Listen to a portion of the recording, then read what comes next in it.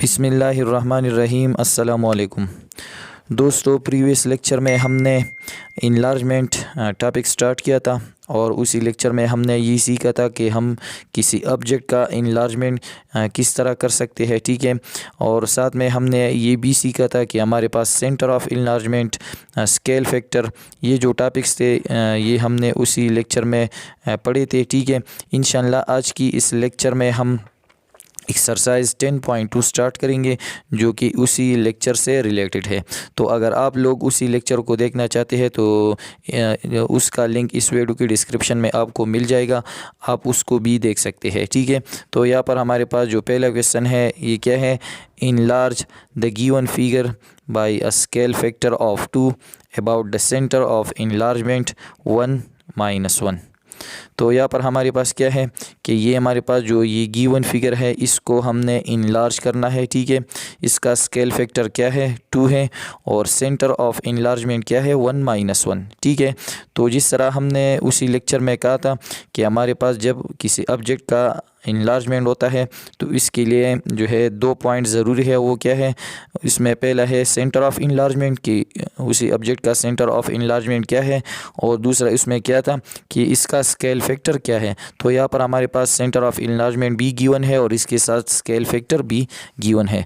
तो यहाँ से मैं आपको दिखा देता हूँ, यहाँ पर ये वर्टेक्स आप नोट कर ले, ठीक है। तो ये हमारे पास ग्राफ है, ठीक है। ग्राफ पेपर पर यहाँ पर देख ले, ये हमारे पास क्या है, ओरिजिन है, ठीक है। अब यहाँ पर क्या लिखा है, यहाँ पर लिखा है 2, यहाँ पर लिखा है 4, ठीक है। यहाँ पर इस तरह है 6, 8, और यहाँ पर वाई एक्सिस यहाँ पर पॉजिटिव वैल्यूज़ है, ठीक है। तो यहाँ पर लिखा है 2, 4, 6, 8। तो यहाँ से आप देख सकते हैं यहाँ से लेकर यहाँ तक का जो फासला है वो कितना है, 2 यूनिट है। तो ये जो यहाँ से लेकर यहाँ पर जो ये हमारे पास जो ये स्क्वायर्स हैं, ठीक है, ये जो छोटी छोटी स्क्वायर है ये कितने हैं, 1 2 3 4 5 6 7 8 9 10, यहाँ पर 10 स्क्वायर्स हैं। तो यहाँ पर जब हम 5 स्क्वायर की तरफ बढ़ जाते हैं तो यहाँ पर क्या होगा, यहाँ पर 1 होगा, फिर यहाँ पर 2, इस तरह यहाँ पर 3 होगा, यहाँ पर 4, ठीक है। तो यहाँ से हम खुद लिख सकते हैं कि ये जो पॉइंट होगा ये 1 ज़ाहिर करेगा, ठीक है। यहाँ पर 1 होगा, यहाँ पर जो है 2 है, यहाँ पर 3, यहाँ पर 4, इस तरह यहाँ पर जो है 5 होगा, यहाँ पर 6। इस तरह अगर हम वाई एक्सिस की तरफ आते हैं तो यहाँ पर है, यहाँ पर तो ओरिजिन है 0, तो यहाँ से जब हम यहाँ तक आते हैं तो ये क्या होगा, 1 यूनिट, इस तरह ये 2 यूनिट, 3, 4, यहाँ पर होगा 5 यूनिट, ठीक है। तो सबसे पहले यहाँ पर हमारे पास ये जो ट्राइंगल है इसके हम वर्टेक्स लिखेंगे, ठीक है।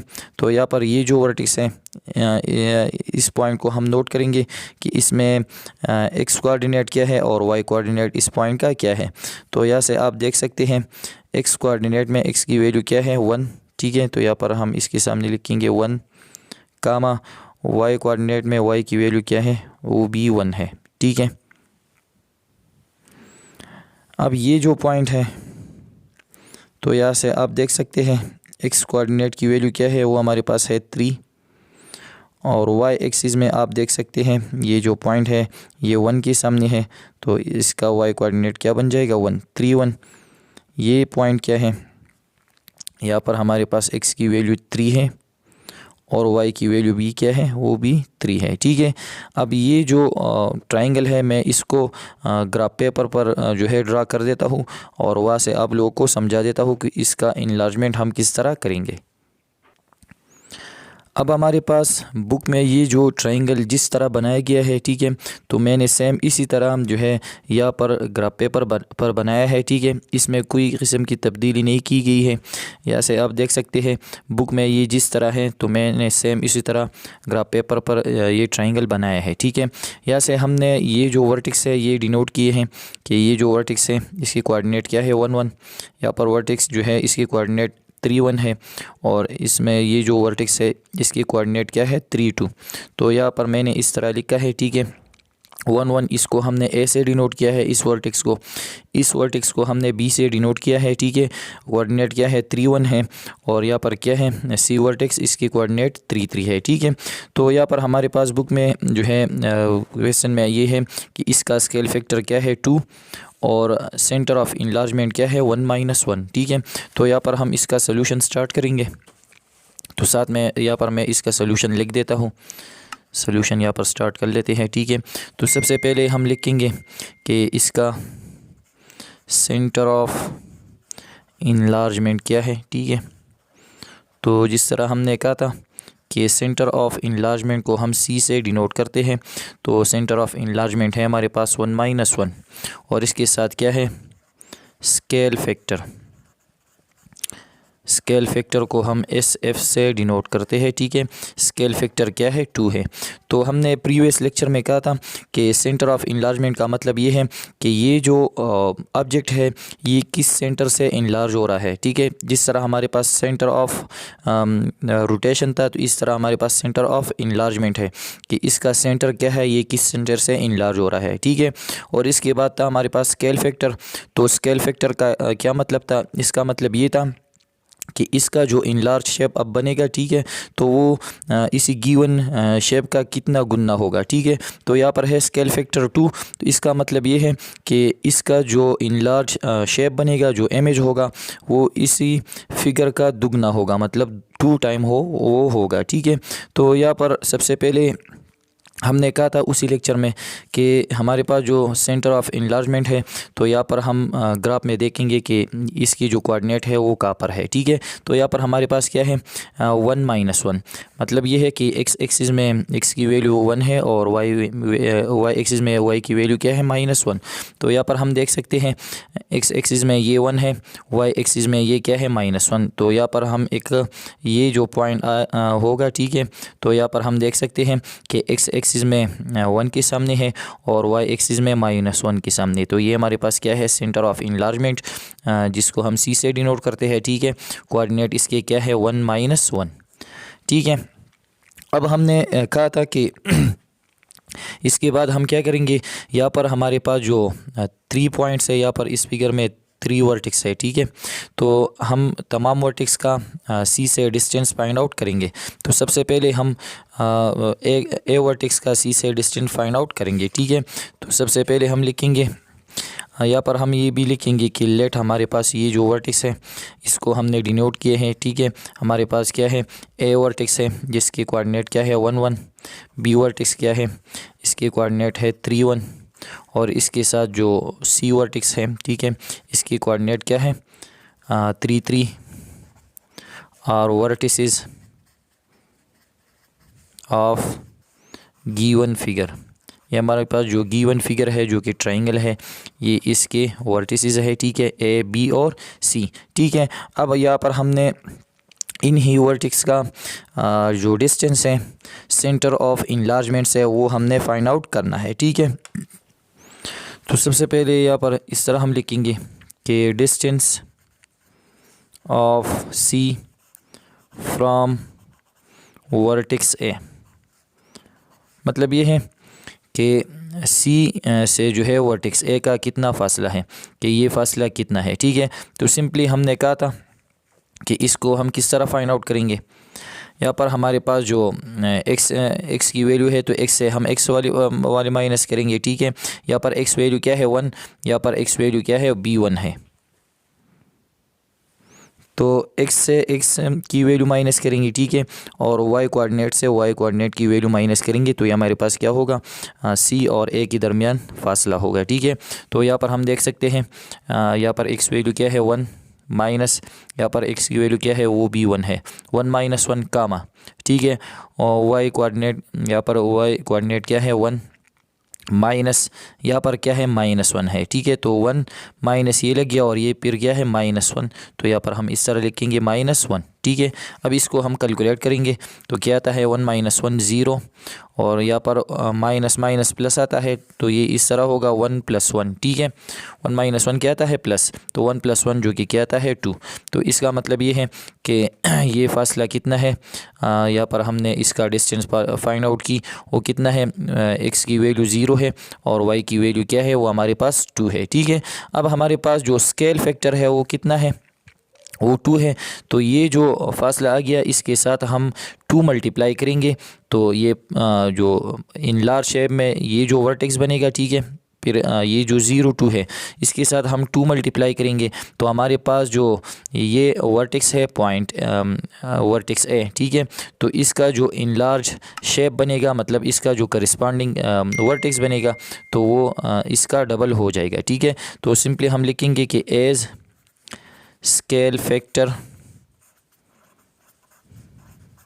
इज़ 2, स्केल फैक्टर क्या है 2 है, तो इसका मतलब ये हुआ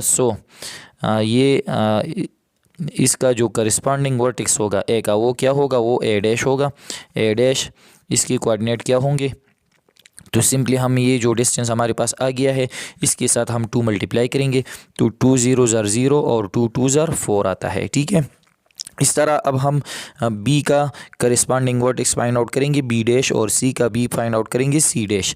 तो सिंपली हम सेंटर से इसका सेंटर ऑफ इनलार्जमेंट से इसका डिस्टेंस फाइंड आउट करेंगे और सेम इसके साथ हम B2 मल्टीप्लाई करेंगे, ठीक है। तो यहाँ पर हम लिखेंगे कि now distance of C from vertex B. अब सी का डिस्टेंस हम वर्टेक्स बी से फाइंड आउट करेंगे, ठीक है। तो सिंपली क्या होगा, यहाँ पर हम देख सकते हैं बी में एक्स कोऑर्डिनेट क्या है 3, तो 3 माइनस सी में सी जो है सेंटर ऑफ इनलार्जमेंट जो हमारे पास है वो क्या है 1 है, ठीक है। तो 1 माइनस 1 सॉरी 3 माइनस 1, ठीक है। 3 माइनस 1 कामा इस तरह 1 माइनस और ये क्या है -1 है, ठीक है। इसको हम कैलकुलेट करेंगे तो ये क्या आता है 3 माइनस 1 2 आता है। इस तरह माइनस माइनस प्लस आएगा, ठीक है। तो 1 + 1 क्या आता है, ये भी 2 आता है, ठीक है। अब ये जो हमारे पास 2 कामा 2 आ गया इसके साथ हम 2 मल्टीप्लाई करेंगे जो स्केल फैक्टर है, ठीक है। तो ये हमारे पास क्या बन जाएगा बी डैश बन जाएगा जो कि इन लार्ज शेप में बी का करस्पॉन्डिंग वर्टेक्स होगा बी डैश, ठीक है। तो यहाँ पर हम इस तरह लिखेंगे फिर कि एज स्केल फैक्टर इज़ 2, ये 2 है तो इसका मतलब ये होगा कि बी डैश जो कि बी का करस्पॉन्डिंग वर्टेक्स होगा वो क्या होगा, इसके साथ हम 2 मल्टीप्लाई करेंगे तो 2 2 4 2 2 4, ठीक है। तो ये हमारे पास जो है बी डैश बन गया। इस तरह अब हम तीसरा वर्टेक्स फाइंड आउट करेंगे, ठीक है। तो सिंपली हम लिखेंगे डिस्टेंस बिटवीन या distance of C from vertex C, ठीक है। ये जो वर्टेक्स सी है इसका हम सेंटर ऑफ इनलार्जमेंट के साथ जो डिस्टेंस है, ठीक है, फासला है वो फाइंड आउट करेंगे तो ये बराबर हो जाएगा इक्वल टू, यहाँ पर हम देख सकते हैं सी वर्टेक्स जो है इसमें एक्स की वैल्यू क्या है 3 माइनस सेंटर ऑफ इनलार्जमेंट में एक्स की वैल्यू क्या है 1, 3 माइनस 1 कामा इस तरह 3 माइनस और ये क्या है -1, ठीक है। इसको अब हम कैलकुलेट करेंगे तो यहाँ पर क्या आता है 3 - 1 2 आता है कामा यहाँ पर है माइनस माइनस प्लस, ठीक है। तो 3 + 1 क्या आता है 4 आता है, ठीक है। तो इसके साथ अब हम जो है 2 मल्टीप्लाई करेंगे जो कि स्केल फैक्टर है। तो ए स्केल फैक्टर इज़ 2, तो इसका मतलब ये होगा कि जो सी डैश बनेगा वो क्या होगा, इसकी कोऑर्डिनेट क्या होंगे 2 2 4, ठीक है, और 2 4 8। तो अब हमारे पास ये जो पॉइंट्स आ गए, ठीक है, ए डैश बी डैश और सी डैश। तो यहाँ पर अब हमने इसको प्लाट करना है, ठीक है, और इससे एक इनलार्ज शेप जो है वो बनाना है, ठीक है। तो अब हम आते हैं ग्राफ की तरफ और इसका इनलार्ज शेप जो है वो देखते हैं।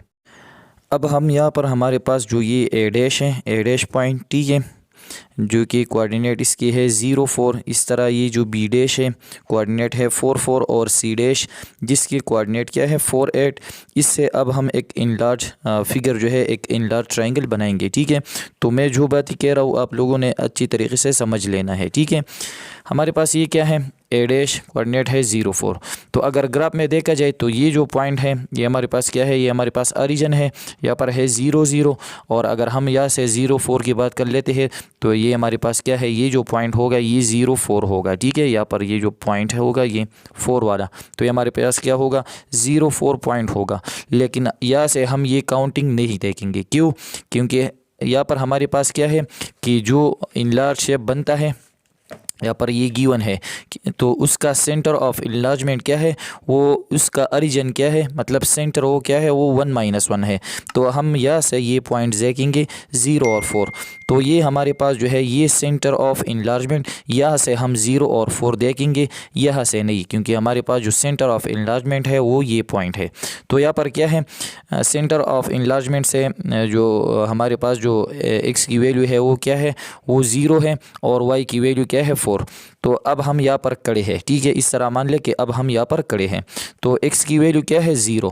तो इसका मतलब ये हुआ कि अगर x की वैल्यू 0 है तो इसका मतलब ये है कि हम x एक्सिस पर तो है या तो राइट साइड या लेफ़्ट साइड नहीं जाएंगे, क्योंकि x की वैल्यू यहाँ से क्या है 0 है और y की वैल्यू क्या है 4।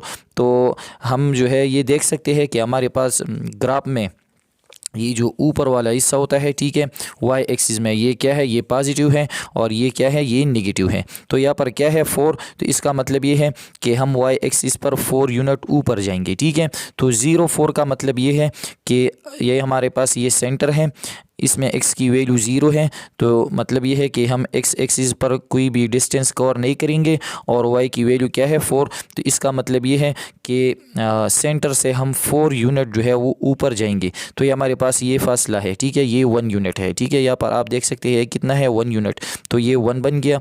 यहाँ पर ये 2 यूनिट, यहाँ पर ये 3 यूनिट और यहाँ पर ये क्या है 4 यूनिट। यहाँ तक हम आ गए हैं सेंटर से, ठीक है। तो ये हमने डिस्टेंस कवर किया। इसमें x की वैल्यू क्या है, यहाँ पर हम ये लिखेंगे x की वैल्यू 0 है और y की वैल्यू क्या है 4 यूनिट है, ठीक है।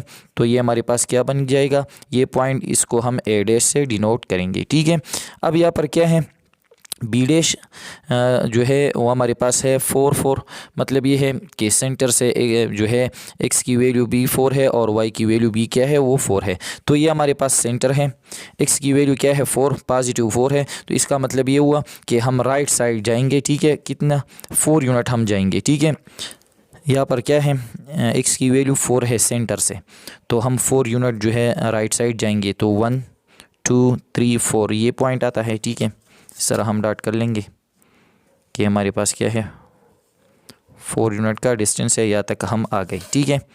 अब इसके बाद क्या है y की वैल्यू भी 4 है, तो अब हम ऊपर जाएंगे 4 यूनिट। तो 1, ये डिस्टेंस कितना है 1, ये होगा 2 3 4, ठीक है। तो 1 2 यहाँ पर होगा 3 और यहाँ पर ये जो पॉइंट होगा 3 के सामने यहाँ पर, ठीक है। ऐसा हम इस तरह इसको देखेंगे, रूलर इस तरह रखेंगे, ठीक है, ये है और यहाँ से ये वाला पॉइंट है, ठीक है, ये वाला। तो हमारे पास क्या है ये पॉइंट बन गया और ये हमारे पास कौन सा पॉइंट है बी डैश है, जिसकी कोऑर्डिनेट क्या है 4 4 4, मतलब ये है कि x एक्सिस पर भी 4 यूनिट और y एक्सिस पर भी 4 यूनिट, ठीक है। तो ये दूसरा पॉइंट आ गया। अब हमारे पास जो लास्ट पॉइंट होगा सी डैश, वो क्या है 4 8। इसका मतलब ये है कि सेंटर से हम 4 यूनिट जो है x एक्सिस पर राइट साइड जाएंगे और उसकी बाद जो है हम 8 यूनिट जो है y एक्सिस पर ऊपर की तरफ मूवमेंट करेंगे, ठीक है। तो यहाँ से हम देख सकते हैं ये क्या है, ये 4 है। तो ये हमारे जो सेंटर ऑफ इनलार्जमेंट है वो ये पॉइंट है 1-1, तो हम 4 यूनिट इसके राइट साइड जाएंगे, ठीक है। तो यहाँ से आप देख सकते हैं 1 यूनिट होगा, यहाँ पर ये 2, यहाँ पर ये 3, यहाँ पर ये क्या होगा 4। तो हमने 4 यूनिट मूवमेंट किया है सेंटर से, ठीक है, x एक्सिस पर। और यहाँ पर क्या है y एक्सिस पर अब हमने जो है 8 यूनिट मूवमेंट करना है, ठीक है। तो यहाँ से मैं इस तरह ये रूलर रख देता हूँ इसी पॉइंट पर और हमने 8 यूनिट मूवमेंट कर देना है, ठीक है। तो ये हमारे पास क्या है 1 यूनिट 1 बन गया। यहाँ पर हम पहुँचेंगे 1 के सामने तो ये 2 यूनिट बन जाएगा। जब हम यहाँ पर पहुँचेंगे तो ये 3 यूनिट, ठीक है। इसके बाद ये 4 यूनिट, ये 5 यूनिट। तो जब हम जो है इसके बाद जो 7 तक पहुँचेंगे तो ये 6 यूनिट बन जाएगा, ठीक है। इसके बाद ये 7 यूनिट और यहाँ पर ये क्या होगा 8 यूनिट, ठीक है। जब हम जो है 7 तक पहुँचेंगे, ठीक है, y एक्सिस में यहाँ पर जो 7 है, ठीक है। तो ये हमारे पास इसी पॉइंट से ये 8 यूनिट का फासला होगा, ठीक है। तो यहाँ पर हम एक डॉट करेंगे यहाँ पर, ये जो पॉइंट हमारे पास आता है तो ये जो है सी डैश बन गया। ठीक है, सी डैश, और इसके कोऑर्डिनेट क्या है सी डैश के, वो हमारे पास है 4 8। तो यहाँ पर इसके साथ हम लिखेंगे 4 8। और अब हम ये जो पॉइंट्स है इसको एक दूसरे के साथ मिलाएंगे तो ये हमारे पास इसका इनलार्ज शेप जो है वो बन जाएगा। ठीक है, इसी तरह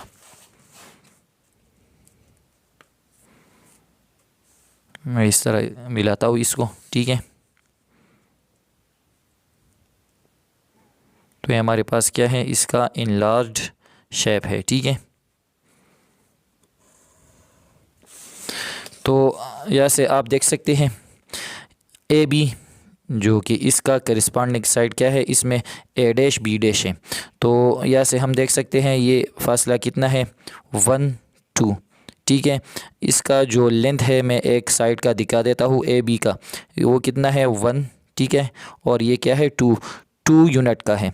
तो इसका स्केल फैक्टर 2 था, तो इसका मतलब ये है कि अगर ये डिस्टेंस 2 यूनिट है तो इसका ये जो करिस्पॉन्डिंग साइड होगा इसका डबल होगा, क्योंकि स्केल फैक्टर 2 था। तो 2 2 ज़ा 4, तो ये 4 यूनिट का ही रहेगा। तो यहाँ से आप देख सकते हैं 1, ठीक है, 2 3, ठीक है, यहाँ से देख ले सामने पॉइंट को, और यहाँ पर क्या है 4। तो अगर ये 2 यूनिट है तो ये क्या है, ये 4 यूनिट। तो सिंपली हम यहाँ पर अब लिखेंगे कि ये हमारे पास जो ये ट्राइंगल बन गया। So the triangle A dash B dash C dash is the required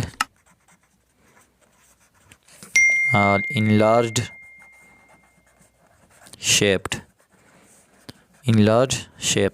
हमारे पास जो ये ट्राइंगल बन गया A dash B dash C dash, ये क्या है, ये वो रिक्वायर्ड इनलार्ज शेप है। तो ये था हमारे पास इसका पार्ट 1।